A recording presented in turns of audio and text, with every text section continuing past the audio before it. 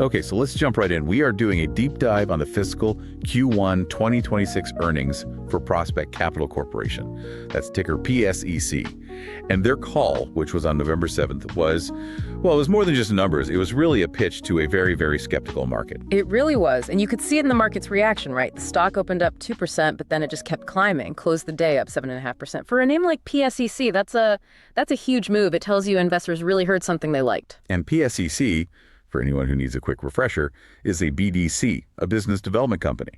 So they're in the business of private credit, and for them, the single most important metric is net investment income, NII. That's what supports the dividend. And on that front, PSEC delivered. Well, a real shocker. Oh, an absolute shocker. Let's just look at the raw numbers. PSEC reported NII of $79.4 million. That works out to 17 cents per common share. 17 cents. And the consensus on the street was what, 11 cents?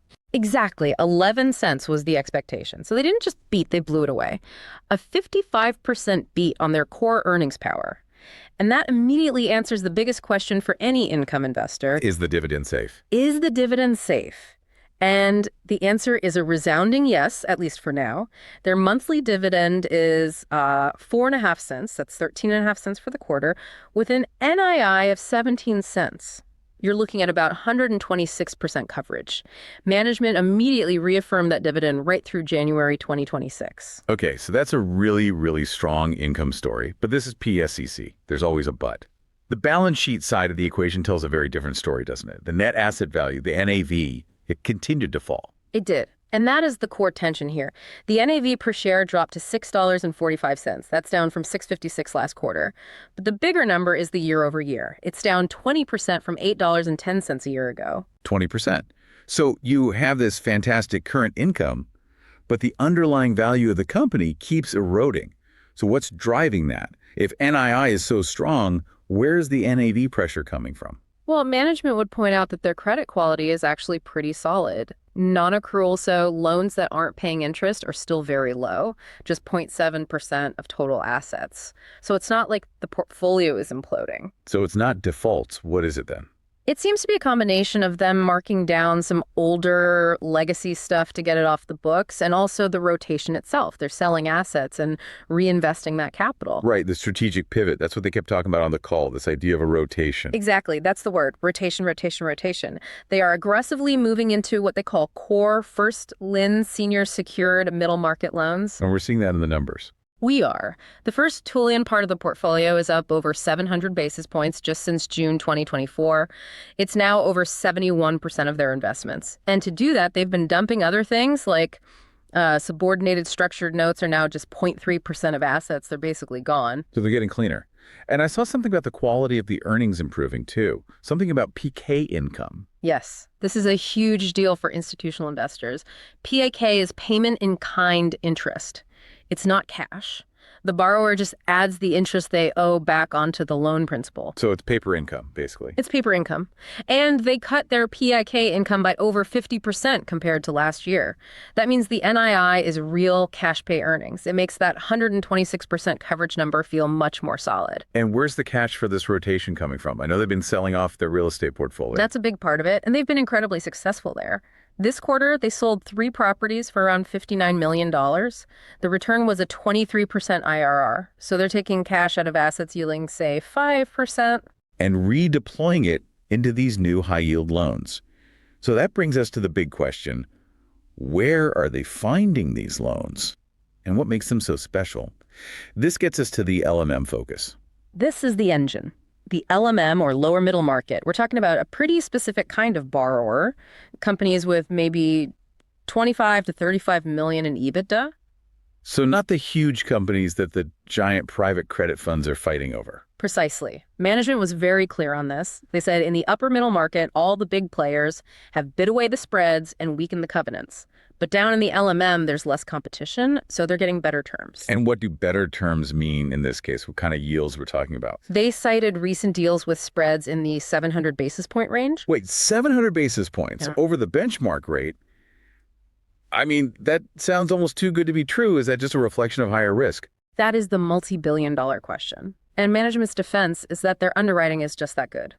They argue that because they can be more selective and dictate terms in the LMM, the risk is actually well managed. A 700 BPS spread translates to an unlevered yield of 10 to 12%. Unlevered. But they don't hold them unlevered. Of course not. They put these assets into their credit facility, add some leverage, and suddenly that turns into a 15% plus income yield. And that's before any potential equity upside. Okay, so that math definitely explains the 17-cent NII. But to fuel that engine, you need cheap, reliable funding. What did they show on the liability side of the balance sheet? Their liquidity looks great, about $1.5 billion in cash and undrawn revolver capacity.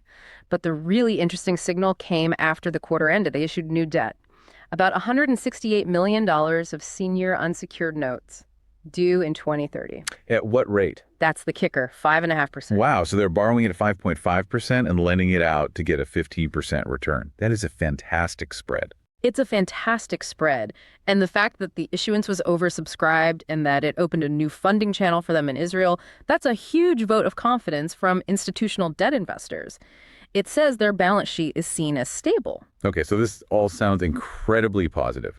Strong NII, better quality earnings, a smart rotation, cheap debt.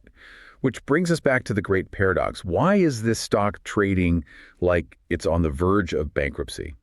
Because the market, has a long memory. The valuation gap is it's profound. You have a stock at maybe $2.70 against a net asset value of $6.45.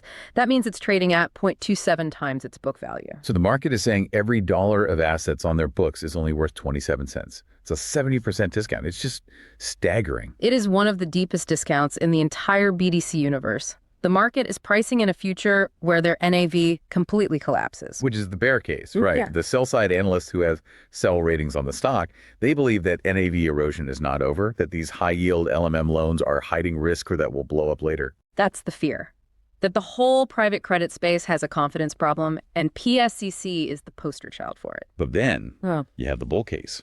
And it's driven by the most powerful signal you can get. Insider buying. And not just a little bit. The CEO, John Barry, and the COO, Greer Eliasek, they made massive purchases in late September. We're talking millions of shares. So the people who know the company best are putting millions of their own dollars on the line at these prices. It's a huge alignment of interests. You simply can't ignore a signal that strong. So the market is at a crossroads. This quarter was a big step in the right direction, a proof point. But it's not a completed turnaround. They need to keep proving that they can stabilize that NAV. Absolutely. The 7.5% pop shows the market is willing to listen. But the 0.27x multiple shows they are still very, very far from being convinced. This is not financial advice. This is not financial advice. All right. Let's put on our portfolio manager hats. Given this enormous discount, but also the history of NAV erosion, what's the outrageous but plausible trade idea we could pitch to an investment committee? The pitch is straightforward. You go long PSEC as a deep value asymmetric risk play within the BDC sector. Okay, but the first question from the committee will be, what if the bears are right? What if those 15% yielding loans are just ticking time bombs? How do you defend that? You defend it by pointing out that the bombs have, in a sense, already gone off in the stock price. The market has overshot to the downside. The trade is hedged by the valuation itself. And you anchor the argument in three things from this call. One, 126% cash dividend coverage that pays you to wait. Right. Two, the massive insider buying. Management's interests are completely aligned with yours. And three, just the simple, powerful math of the new origination engine. Borrowing at 5.5, lending at 15. Exactly. That kind of spread generates so much cash flow that it creates a huge margin of safety. Even if the NAV drifts down a bit more, the income generation is so strong that the discount should still narrow over time. And the hedge against a broader market meltdown in private credit. The hedge is the discount. A crisis is already more than priced in at 0.27 times book. The upside here is substantial. If they simply manage to stop the NAV erosion, not even grow it, just hold it steady, that 70% discount has to close. That gives you a huge return. It's a compelling case based on deep value. So let's wrap this up. The core takeaway here is that PSEC delivered a huge NII beat, showing their high-yield rotation strategy into the lower middle market is Well, it's working from an income perspective. It is. They show the earning power is there. The challenge, the multi-year challenge, is convincing the market that this time is different, that they can finally put a floor under the NAV. The one-day stock pop was nice, but the valuation shows that long-term trust has yet to be earned. So the final thought for you, the listener, is this. Management said their whole strategy is designed so they can sustain or even grow earnings when the interest rates eventually fall. So given that, and given the company's history, what's the real metric to watch over the next 6 months? Is it the stability of that $6.45 NAV, or is it the continuation of that impressive 126% dividend coverage? That's the question you have to answer.